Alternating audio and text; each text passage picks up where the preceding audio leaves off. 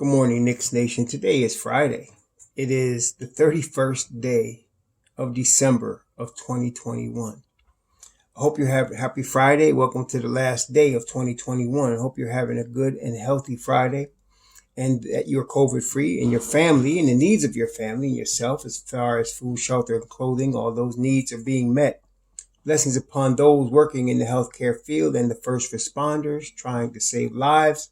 Blessings upon those that pick up garbage for us to keep our streets and sidewalks clean. And upon those that make deliveries for our convenience, even on a weekend like this, a New Year's weekend. Double blessings on those trying to help and deliver and rescue boys and girls, women, men and women, children, teenagers, toddlers, and babies from sex slavery, human trafficking, pornography, pedophilia, and child molestation, prostitution, and child prostitution, and double curses on the perpetrators of these heinous activities. Finally, blessings upon the homeless, even now, on a New Year's Eve. 600,000 people in the United States, men, women, and children with no roof over their head, and millions around the world in worse conditions. Blessings upon them, for theirs is the kingdom, and on those that are trying to help. So, we've had some interesting doings this past week. Not completely unexpected. I mean, when you talk about the COVID going through every team in the NBA, it's be a miracle that, there'll be a player that didn't, get at least once, the COVID protocol. It seems to be going all through the nation and the NBA right now. So it was not completely surprising to me that Julius Randle went into COVID protocols. It pretty much swept through the team, just a couple of guys that hasn't gotten it yet.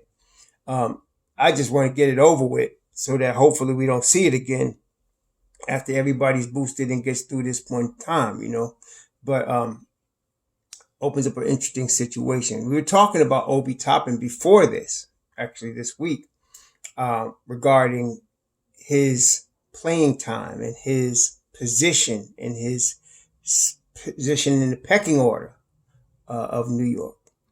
Let's just review Obi real quick. So we know he comes out of University of Dayton. He was a late bloomer.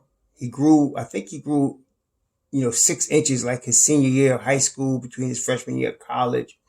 He didn't get recruited, until after he grew, and he didn't even dunk the basketball till he was a senior in high school. And then he grew and went to a prep school, and then he went to Dayton. So he's been a late bloomer, in his career as a basketball player. Player of the Year, NCAA Player of the Year, his sophomore season. And then, of course, the New York Knicks drafted him 8th overall as a lottery pick. Now, coming out of school, we remember, if you recall, the scouting reports on Obi was, athletic ability, tremendous athletic ability, ability to finish, obviously, problems on defense in space because lack of hip movement, which he did show in the college level. And it was a question as to whether his athleticism could overcome that or not. Questions also was about him being older. He was 22 coming into the league. He's going to be 22 years old, which is old in this day and age, believe it or not. But, a lot of these guys coming out at 19, 18, 20 usually. 21 is pretty much the ceiling. But when the guy 22, he's like the level of a senior in college, even though he was only a sophomore. So there was that problem and why that's an issue is because some teams wonder if there's any upside left to a player, which is a little ridiculous when a guy is 22 years old. He's still a kid, but I guess I'm looking at it as a 60-year-old man instead of the way people look at it in the NBA today. But that's what the problem is generally. They're wonder if he's already reached his upside and there's no more to go. And what you get sort of like a Chris Duarte, same situation with him. He's a little older, actually. I think he's 24. So you're wondering if they've reached their ceiling yet, if there's a prime to come. And so all these were questions about Obi. But based on his workouts, based on where he was from, based on scouting him, Leon Rose and the Knicks were very interested in Obi Toppin. As we remember, there were a few players, of course, every year that they were interested in, but they did have their eye on Obi Toppin. It was at that time thought that he would go to Cleveland at 5 because he was in Dayton, Ohio. They had gotten really a closer look at him than most places. And their brass had worked him out a number of times. They worked him out both in Ohio, in Cleveland, and they come to New York and worked him out. So it was pretty much speculated that he would go to Cleveland, but they were also looking at Isaac Okoro. So it was speculation. And as we found out later, after the draft, Leon Rose was actually looking to move up, trying to negotiate with Cleveland to get Obi Toppin. Never happened because Cleveland selected Isaac Okoro. And at that point, based on the order of the draft, we knew that Obi was going to fall to New York. For like Killian Hayes was locked to go to Detroit. Onyeka Okongwu was going to go to Atlanta. And so it was pretty much a lock that Obi was going to fall to us. And so Leon was very jubilant that night. If you remember in the green room, he was very jubilant when they got Obi Toppin. Of course, Obi was excited. Now, we got to also remember what else was going on that spring when that draft happened, or that I don't know if that was a spring. I think that was a COVID-infected thing, so it might have been later. But that spring, the Knicks, Ian Begley had reported that the Knicks were looking for a stretch 4, either in free agency or in the draft. The year before that, the Knicks had just had the first year of Julius Randle, 2019. They also had Bobby Portis, and Bobby Portis took exception to that, saying he already got a stretch 4 because it was time for them to decide whether they're going to re-up Bobby Portis. And Bobby Portis took exception because he said, I am the stretch 4, right, that y'all looking for. But apparently not. They let Bobby Portis walk. And that said a lot to me that spring because they were making a statement they were looking for a stretch 4 either in the draft or in free agency. And that's, to me, that was telling Julius Randle, we're moving on from you. Basically, right? That's what that was saying. Now, at the same time, they were looking for a coach. This was all happening in the same summer. So they were looking for a coach. And they ended up, I remember there was a number of candidates they were talking to. I think Kenny Atkinson, who I favored at that time, was among the candidates. They were looking at a couple of guys. And then, of course, there was Tom Thibodeau. About end of June or July of that year, they decided on Tom Thibodeau. What we didn't know at that time, Tom Thibodeau had personally gone to Julius Randle and spent time with him, watching him work out, watching him go through his paces, talking to him about the upcoming season, so on and so forth. That same summer, Julius, with Tom and before Tom, had committed himself to becoming the best player he could be. He really committed himself he took upon himself the failures of the previous season and was committed to become the man in New York, to make it happen. So you had this dynamic. The Knicks looking for a stretch 4, hiring Tom Thibodeau, who is favoring Julius Randle. That's how all this started. So you come into the season, and of course Obi is on the bench because his defense was not up to par. As most rookies, unless you come in to the league with a defensive mentality and a defensive reputation, a la Quentin Grimes or a la Deuce McBride, unless you come in the league, or Isaac Okoro, you come in the league with that reputation, it's expected you're going to struggle on defense as a rookie. That just happens. Most players do not come in with that defensive reputation. That's why they struggle, and Obi was no different. So he struggled to get on the court and struggled to stay on the court in his rookie year. But Obi was also working hard and working with the Knicks coaching staff. And as the year went on, though he was getting less than 10 minutes a game, it was obvious he was getting better on both sides of the ball. So much so that when we got to the playoffs, he was in the rotation. When we got to the playoffs, Obi was in the rotation. He was getting some minutes. Okay. Then now I'll go to last summer. He continues working hard. Him with Emmanuel Quickley, of course. They continue working hard. And he showed out in the Summer League. I was actually waiting, I guess, for lack of a better word. I was watching to see how he would play last summer. And he balled out. He showed repertoires expanding in his game. He showed his defense. Of course, he always had the energy. And so now there was going to be a dilemma because nobody was expecting Julius Randle to be an all-NBA player last year. Nobody was expecting that. But of course, he was in a contract year. And we know how players ball out in their contract year, especially coming into their prime where they can get the biggest contract of their life. So that's what he did. He got the $117 million. Now, again, a lot going on there. People were talking about him waiting to see if he can get $200 million this year. I knew the Knicks were not going to pay him $200 million. It was going to be in the $100 million range. But I was also a bit surprised that he quickly jumped on that 117. Like, he wasn't betting himself at all. He was going to get that 117 and go to the bank. Okay. So now that 117 million is it's a big number, obviously, but it's not an immovable number. You see, it's not an immovable number. I mean, we've seen James Harden get traded. We've seen D'Angelo Russell sign a max deal and get traded. So it's not like you can't move the $117 million. You can. We've seen Kemba Walker go from Boston, $140 million contract, to Oklahoma City. So it could be moved. And that is what the Don did. He got him on a $117 million deal. What we're playing right now is the last year of his 3-year deal with the Knicks. That's what we're playing in right now with Julius Randle. So now you have an issue because Obi is pushing for minutes. Randle is established as the man in New York.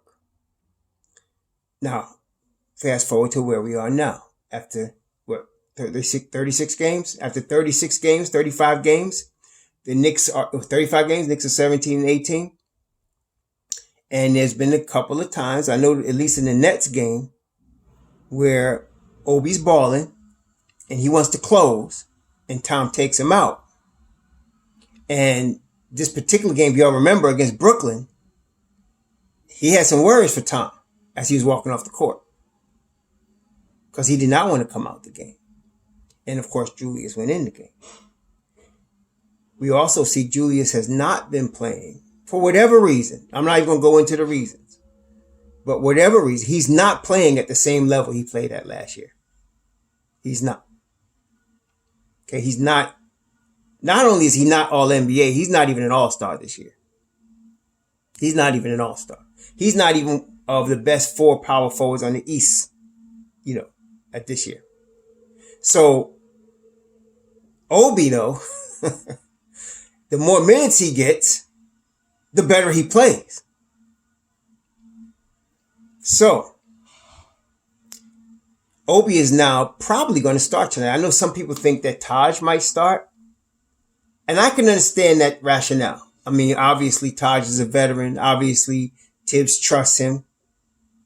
But with all that's been going on, with Obi bucking for more minutes and making it known, I think he starts tonight. And he's going to play a lot of minutes. Okay, he's going to play a lot of minutes tonight, unless he gets in foul trouble. Now, you're really going to have a problem if he plays well.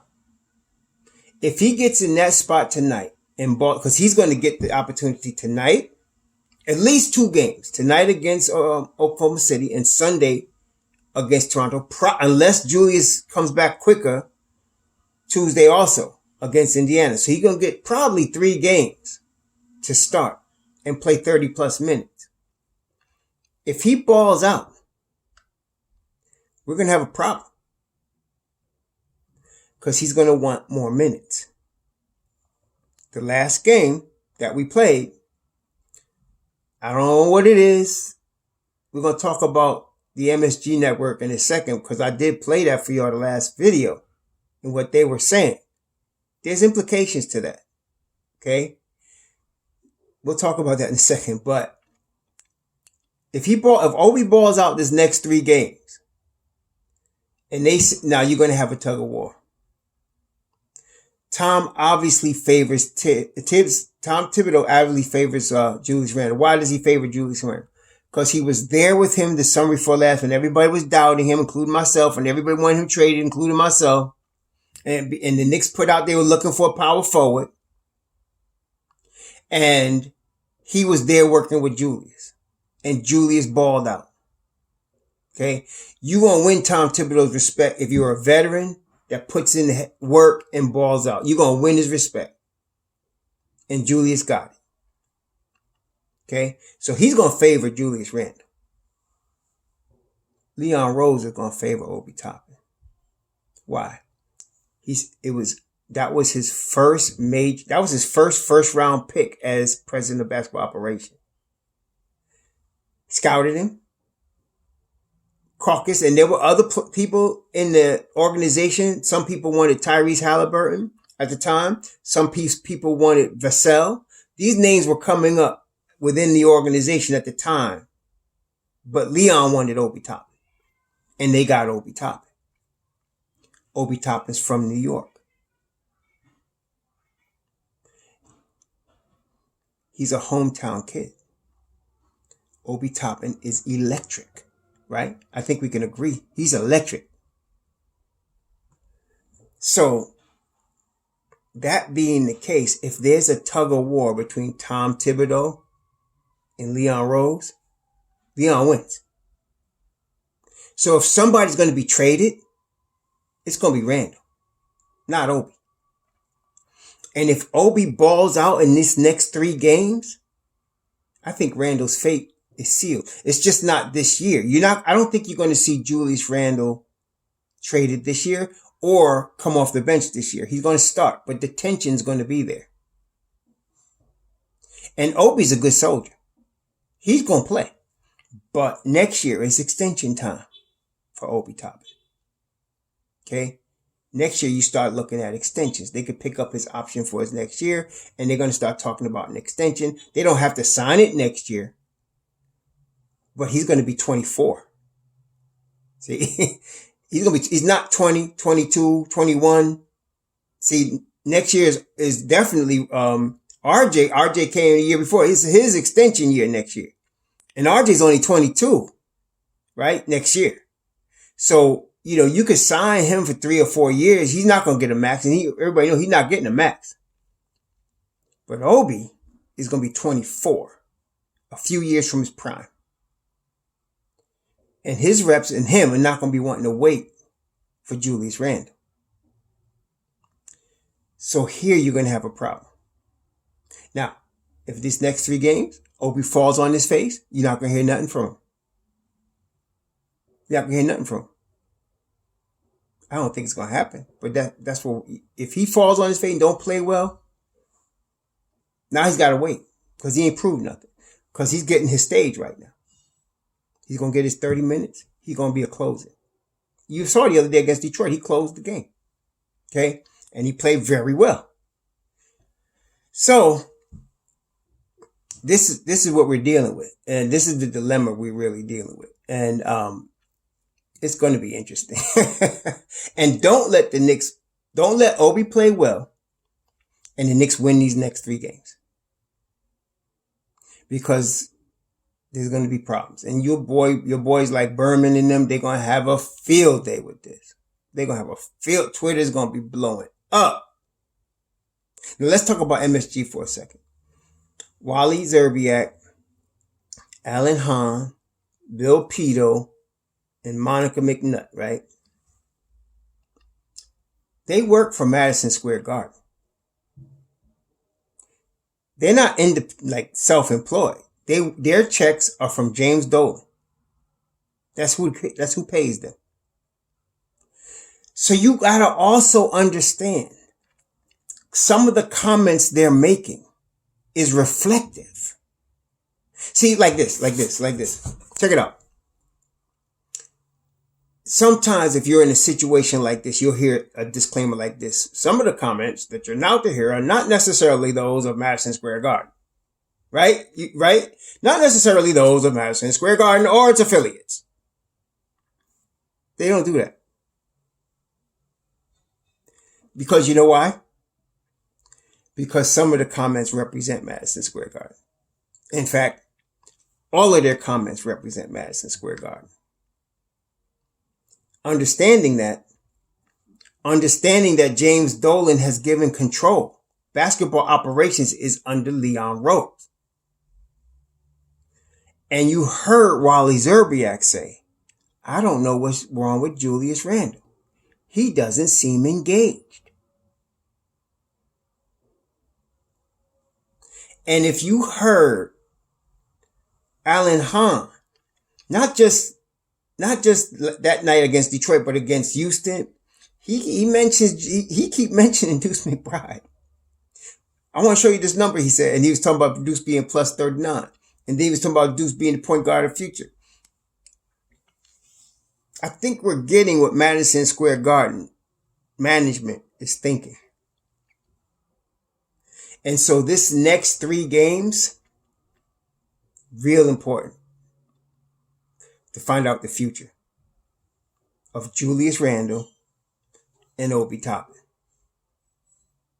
Very important. So we're going to see what happens. This is going to be amazing because now tonight against Oklahoma City, the Knicks should win this game. I'm not going to say by how much or blow them away or whatever because this is the NBA. They're going to have to come to play.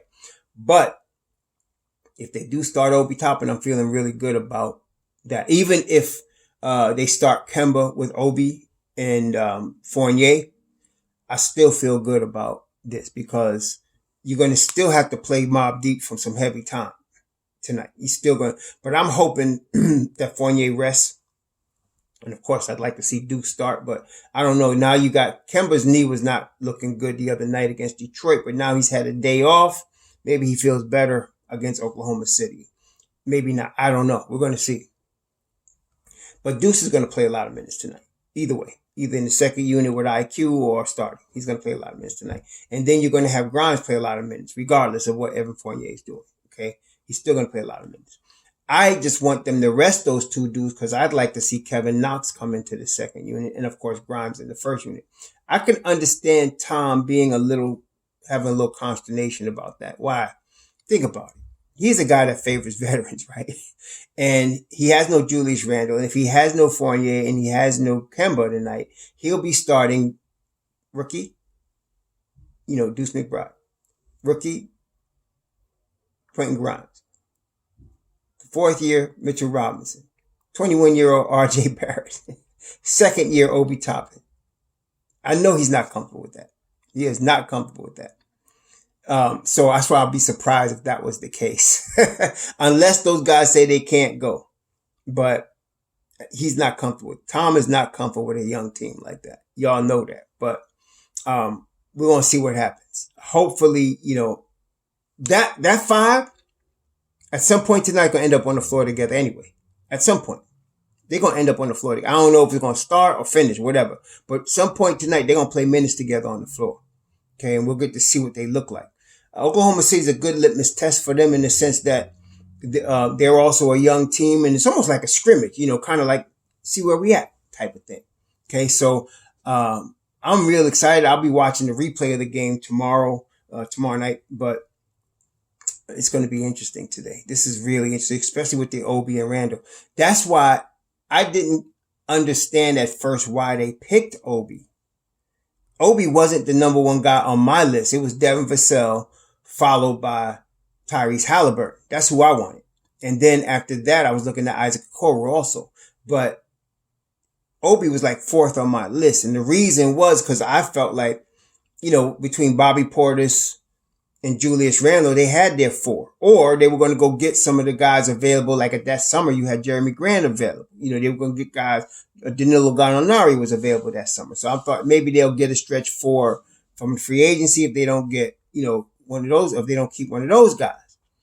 So I was surprised they picked a rookie like that and they let everybody walk. So there was a reason they picked Obi. They were not, let me tell you this, they did not pick Obi to be a career backup. Okay. They did not pick Obi Toppin to be a career bench guy. He is a starter. And he has all-star potential. If Michael Porter Jr. does, So does Obi Toppin. Okay?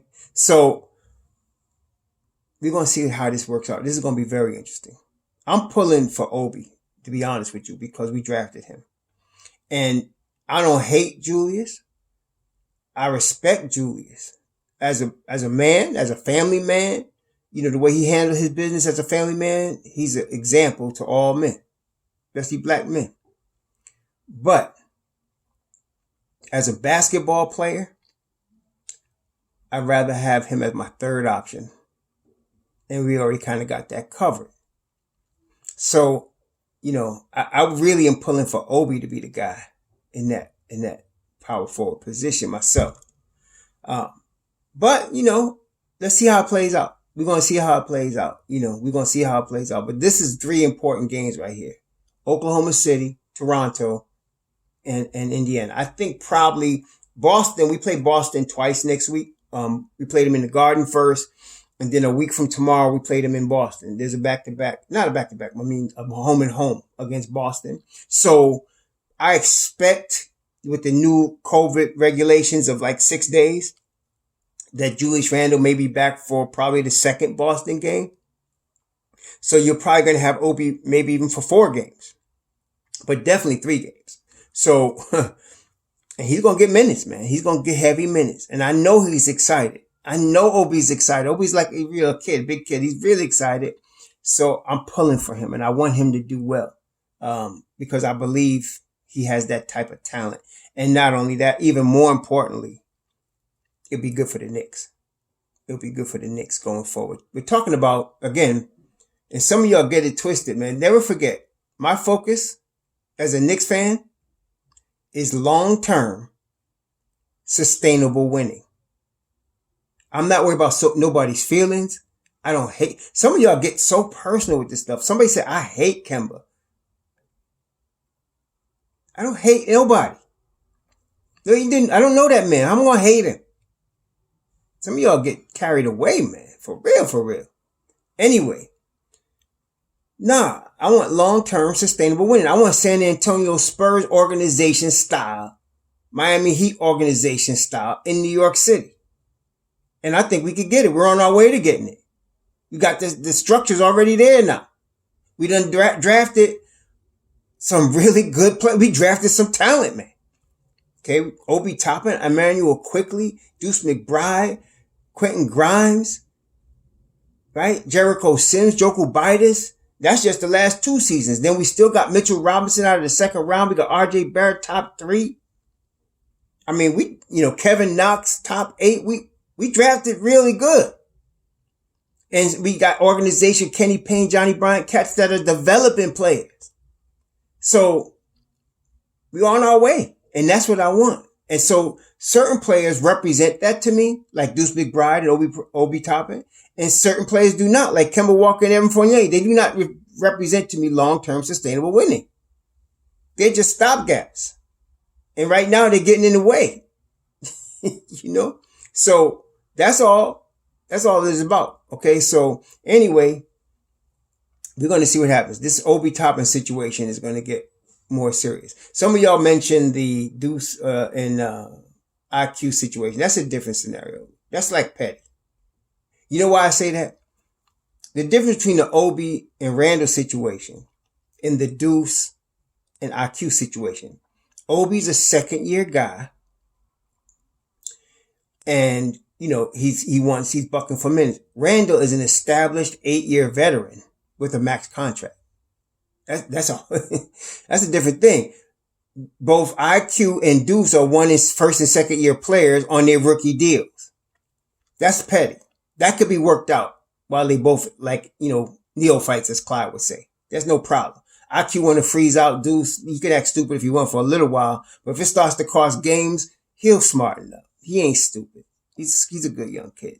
And Deuce they just want to win, right? So, and not only that, I believe IQ is in competition more so with Maxey than he is with Deuce McBride. Because his boy Maxey and him was backcourt mates at Kentucky. Maxey is the starting point guard for the Philadelphia 76ers, who just beat the Brooklyn Nets last night with big help from Tyrese Maxey. And so I believe IQ is more in competition with him than Deuce. But he need to get over that. Because this is the New York Knicks and we trying to win.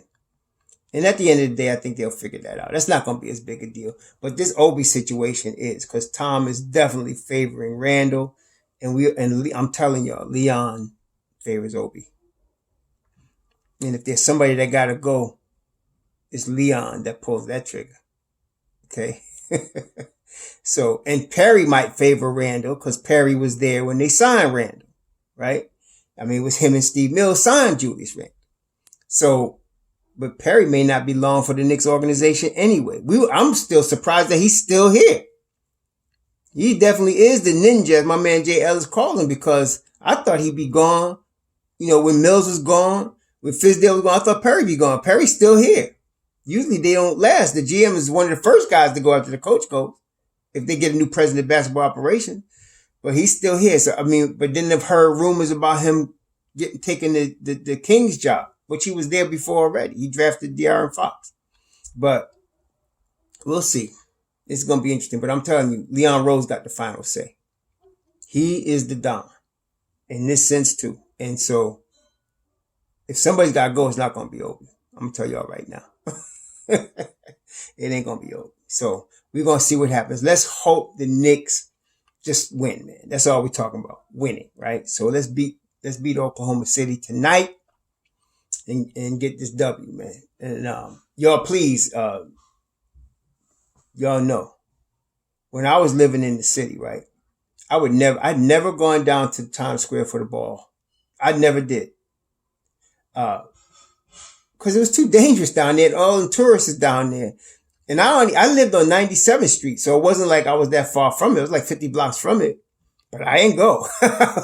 I'd be watching that ball from my apartment, right? So I heard that they were going to curtail the activities tonight down there. But y'all be careful, man, because it's crazy. And that's what my point is. It gets crazy in New York on New Year's Eve, man. It gets crazy. It's crazy everywhere nowadays. So y'all be safe out there. I'm going to be right here in my house. I ain't going nowhere tonight. You know, no. Even if I wasn't a Sabbath keeper, I'm staying home on New Year's Eve. Because, no, not going out nowhere. But y'all be safe. Be careful. Enjoy yourself. Happy New Year to y'all. Shalom.